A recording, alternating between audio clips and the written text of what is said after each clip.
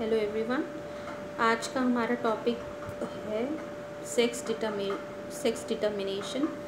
Sex determination मतलब कि the offspring which is going to be male or female, इस बारे में पता लगाना। कौन से ऐसे फैक्टर्स हैं या कौन सी ऐसी जीन्स हैं, कौन से ऐसी क्रोमोसोम्स हैं जो कि ये डिसाइड करते हैं कि जो लिविंग ऑर्गेनिज्म है वो मेल होगा कि फीमेल होगा। इसी टॉपिक में हम ये आज पढ़ने वाले हैं, ठीक है। So let's start it. The mechanism of sex determination has always been a puzzle before the geneticist. जो सेक्स डिटर्मिनेशन की प्रोसेस है या एक जो मैकेनिज़्म है वो जो लोग जेनेटिक्स ब्रांच को लेते हैं उनके साइंटिस्ट को हमेशा उनके लिए ये पजल बन के रहा है। The initial clue about the genetic chromosomal mechanism of sex determination can be tracked back to some of the experiments carried out in insects। ठीक है, जो इनिशियल क्लू, जो स्टार्टिंग क्लू जो हमें जेनेटिक क्रोमोसोमल मैकेनिज़म्स के बारे में मिला है सेक्स डिटर्मिनेशन के लिए, उनको हमने कुछ एक्सपेरिमेंट्स कैरी आउट किए थे इंसेक्ट्स के ऊपर, उनके ही थ्रू थोड़ा सा हमें पता चला है। In fact the cytological observations made in a number of insects led to the development of the concept of genetic/chromosomal basis of sex determination। ठीक है, इसके अलावा साइटोलॉजिकल ऑब्जर्वेशन यानी सेल्स के अंदर होने वाली जो प्रक्रिया होती है साइटोसिस, साइटोप्लाज्म यानी कि वो सेल डिवीज़न जो होता है, उस प्रोसेस के थ्रू भी हमने बहुत सारे ऑब्जर्वेशंस देखे हैं जो इंसेक्ट्स के ऊपर, जो कि हमें क्रोमोसोमल और जीन्स और क्रोमोसोम्स का बेस बताते हैं सेक्स डिटर्मिनेशन की मैकेनिज़्म के ऊपर। अच्छा, Henking in 1891 could trace a specific nuclear structure all through spermatogenesis in a few insects। ठीक, जो हैंकिंग थे, एक साइंटिस्ट थे, उनका नाम था हैंकिंग। उन्होंने 1891 में कुछ स्पेसिफिक न्यूक्लियर स्ट्रक्चर देखे थे। कब देखे थे? जब स्पर्मेटोजेनेसिस हो रहा था कुछ इंसेक्ट्स में स्पर्मेटोजेनेसिस की प्रोसेस जब हो रही थी, स्पर्म्स फॉर्मेशन की प्रोसेस हो रही थी, तो उन्होंने उन स्पर्म्स के अंदर कुछ न्यूक्लियर स्ट्रक्चर जो है वो ऑब्जर्व किए। और इसके अलावा उन्होंने एक चीज़ और ऑब्जर्व की, that 50% of the sperm receive this structure after spermatogenesis whereas the other 50% did not receive it. उन्होंने देखा कि जब स्पर्मेटोजेनेसिस की प्रोसेस हुई तो जो उनमें सेल्स फॉर्म हुए, उनमें 50% जो सेल्स थे, स्पर्म्स थे, उनके अंदर तो वो जेनेटिक फैक्टर्स, वो न्यूक्लियर स्ट्रक्चर दिख रहा था, पर कुछ ऐसे थे जिन स्पर्म्स थे, जो 50% स्पर्म्स थे, उनके अंदर वो स्पर्म्स का स्ट्रक्चर नहीं दिख रहा था। Henking give a name to this structure as the X body but he could not explain its significance. Henking ने वो जो फैक्टर जो उनको क्रोमोसोम कुछ स्पर्म्स के अंदर दिख रहा था, न्यूक्लियर स्ट्रक्चर जो उनको स्पर्म्स के अंदर दिख रहा था, उसने उनको एक्स बॉडी नाम दिया, पर वो इसकी इम्पोर्टेंस को अच्छी तरीके से समझा नहीं पाए। Further investigation by other scientist led to the conclusion that the X body of Henking was in fact a chromosome and that is why it was given the name X chromosome. फिर later on और भी scientist थे, investigators थे, वो जो है उन्होंने इस फैक्टर के ऊपर वर्क किया और उसके बाद उन्होंने ये पता लगाया कि ये जो एक्स बॉडी जो हैंकिंग ने दी थी वो एक्चुअली एक क्रोमोसोम है, इसलिए उसका नाम बाद में उन्होंने एक्स क्रोमोसोम रखा। It was also observe that in a large number of insects the mechanism of sex determination is of the XO type. उन्होंने ये भी देखा कि कुछ जो लार्ज नंबर ऑफ इंसेक्ट्स थे, उनमें ये जो सेक्स डिटर्मिनेशन का जो मैकेनिज़्म था उन्होंने स्टडी किया, तो वो क्या था, एक्सोटाइप का था।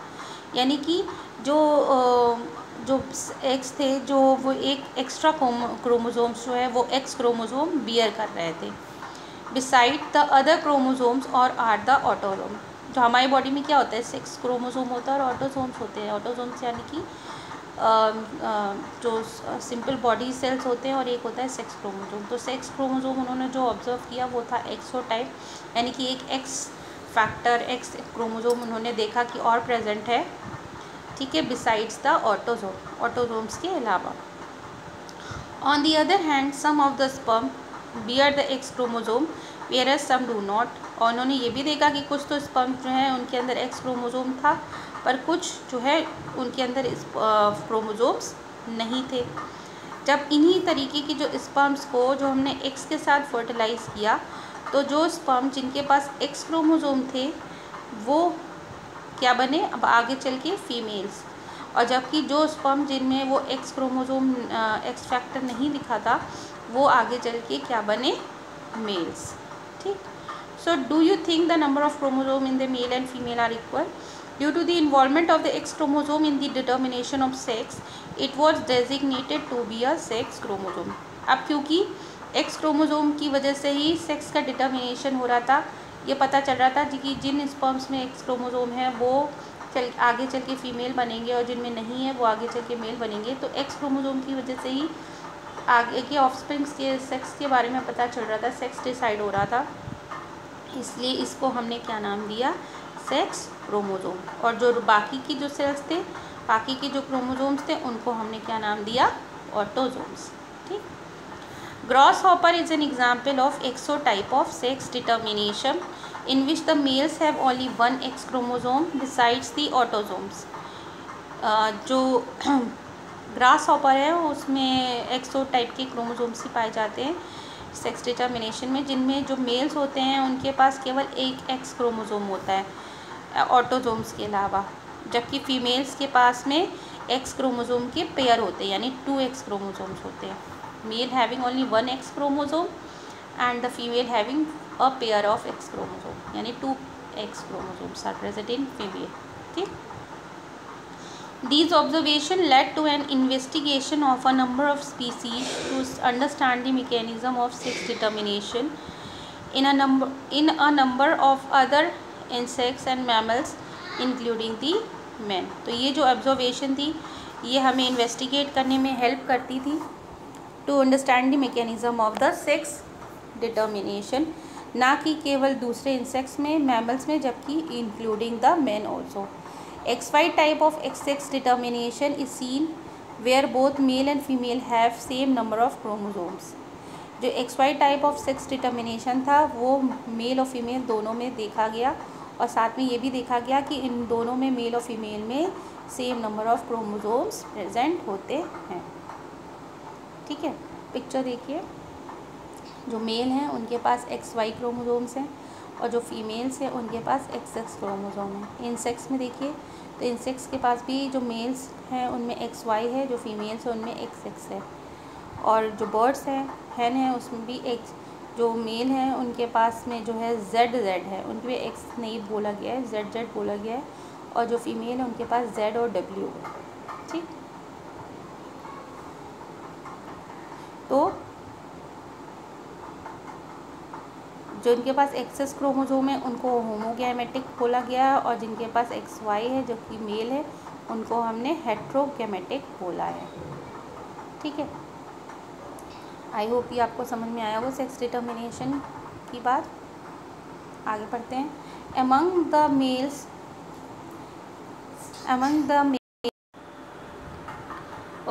the male an X chromosome is present but its counterpart is distinctly smaller and called the Y chromosome. जो मेल्स होते हैं उनमें X क्रोमोसोम प्रेजेंट होता है, पर जो उनका दूसरा पार्ट होता है वो स्मॉलर होता है, उसको हम क्या कहते हैं, Y chromosome. Female how ever a pair of X chromosome. जो फीमेल्स होती हैं उनके पास में X क्रोमोसोम्स के पेयर होते हैं। Both males and females bear same number of autosomes. जो भी मेल और फीमेल हैं उन दोनों के पास में सेम नंबर ऑफ ऑटोसोम्स, यानी कि जो सिंपल जो सेल्स होते हैं वो प्रेजेंट होते हैं, सिंपल क्रोमोसोम्स प्रेजेंट होते हैं, पेयर ऑफ क्रोमोसोम्स प्रेजेंट होते हैं, और साथ साथ A plus X and hence the male have autosomes plus XY while female have the autosome plus XX। इसका मतलब ये कि जो मेल हैं उनके जो ऑटोसोम्स के साथ साथ में एक XY का पेयर प्रेजेंट होता है, और जबकि जो फीमेल्स होती हैं उनमें ऑटोसोम्स के साथ XX यानी कि X का पेयर होता है। In human beings and in Drosophila males have 1 X and 1 Y chromosomes.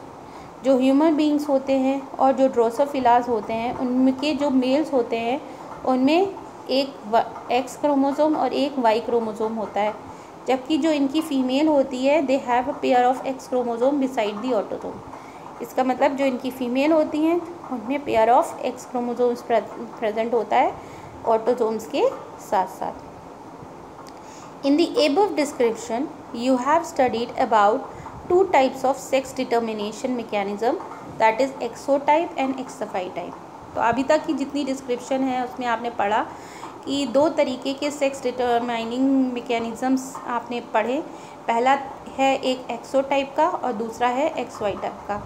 But in both cases male produces 2 different types of gametes. पर इन दोनों ही केसेस में जो मेल्स है वो 2 डिफरेंट टाइप के गैमीट्स को प्रोड्यूस कर रहे हैं, ईदर विद और विदाउट एक्स क्रोमोसोम, या तो क्रोमोसोम के साथ में या क्रोमोसोम्स के बिना। Some gametes with X chromosome and some with Y chromosome, और दूसरा कुछ जो है एक्स क्रोमोसोम के साथ में प्रोड्यूस कर रहे हैं और कुछ वाई के साथ में। सच some types of sex determination mechanism is designated to be an example of male heterogamity, क्योंकि जो मेल्स हैं उनके पास हेट्रोजाइगस हैं, यानी कि अलग अलग पेयर्स हैं गैमेट्स के, एक्स और वाई है या एक्स और ओ है, इसलिए इसको हमने क्या कहा है, male heterogamety. In some other organisms for example birds a different mechanism of sex determination is observe. अगर हम दूसरे ऑर्गेनिजम्स की बात करें जैसे कि बर्ड्स की, तो इनमें सेक्स डिटर्मिनेशन का एक डिफरेंट मैकेनिज्म जो है उसको ऑब्जर्व किया गया है। देखते हैं। In this case the total number of chromosome is same in both male and female, but 2 different types of gametes in terms of the sex chromosomes are produced by the female, that is female heterogamety. इस case में क्या होता है, जो total number of chromosomes हैं males और females में, पर जो डिफरेंट टाइप ऑफ गैमीट्स जो है वो जो सेक्स क्रोमोसोम्स के लिए बोले जा रहे हैं वो फीमेल्स के द्वारा प्रोड्यूस किए जा रहे हैं। तो इसमें क्या है, फीमेल हेट्रोगैमेटी है। In order to have the distinction with the mechanism of sex determination described earlier, the 2 different sex chromosomes of a female bird has been designated to the HZ and W chromosomes। ठीक है, तो इस चीज़ को distant करने के लिए, अलग करने के लिए जो है सेक्स डिटर्मिनेशन का जो ऊपर का मैकेनिज्म दिखाया गया था, इसमें जो 2 डिफरेंट सेक्स क्रोमोसोम को कंसीडर किया गया है। फीमेल बर्ड में 2 तरीके के क्रोमोसोम्स देखे गए हैं, एक Z है और एक W क्रोमोसोम्स है। In this organisms the females have 1 Z and 1 W chromosome, ठीक है, whereas males have a pair of Z chromosome beside the autosome. इनमें जो है उल्टा है, जो मेल्स हैं वो होमोजाइगस हैं और फीमेल है हेट्रोजाइगस, यानी कि जो फीमेल जो बर्ड्स हैं उनके जो में 2 तरीके के क्रोमोसोम्स हैं Z और W, जबकि जो मेल हैं उनमें pair of Z chromosomes present है ओनली इन दी बर्ड्स। तो आई होप कि आपको इतना तो समझ में आया होगा। इसको हम लोग जो है एक चार्ट से भी समझते हैं, तो I am showing you chart, okay. So 1 minute।